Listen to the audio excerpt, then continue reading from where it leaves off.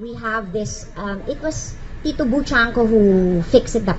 Nag-PPP na kami ang DOT. We've anong been PPP asking nyo? the private sector, and we're so grateful that they've been so helpful to do our commercials for us for free. More fun in the Yeah, Philippines. meron yung Jollibee will be launching it this July.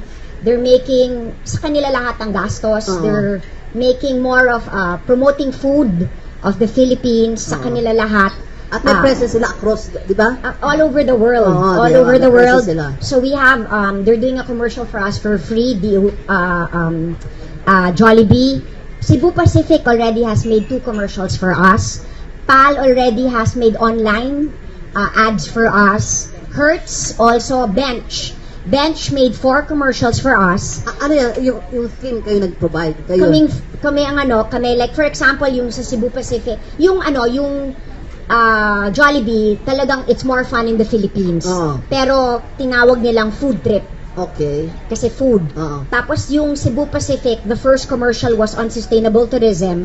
And the second one was fly to more fun. Okay, Yun. nice nga. And then yung the one of Bench, it was live local, love local, but in the end nakalagay with the Department of Tourism, and Benchan agreed to promote our lesser known destinations such as Camiguin, La Union, maganda yun. and Siquijor. Of course, Okay. dinagdagang Boracay. They were supposed to shoot it abroad, but they decided to shoot it here. Hindi lang yon. Even their swimwear and yung mga board shorts, Yeah, they asked Mark Nicdao and Jake Versosa, these are top photographers, to take pictures of Batanes, Bantayan Island, and makikita mo ngayon sa board shorts nila, swimsuit to promote the country's destinations. All of these are for free. Globe has already gotten in touch with us, again for free. And then Ano yan? Pag sinabing for free, may tax incentives naman. no, wala.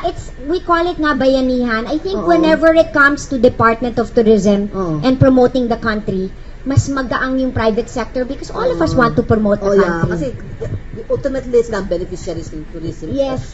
So they, even Uishi also already Marami siyang presence signified abroad. continuous, even MVP group told us they want to help us with sustainable tourism. Kanya-kanya yung even Potato Corner, would you believe, nagka-commercial. Oo, yung kanilang, I forgot the name of their spot, si Spud, going around the country promoting all the different destinations.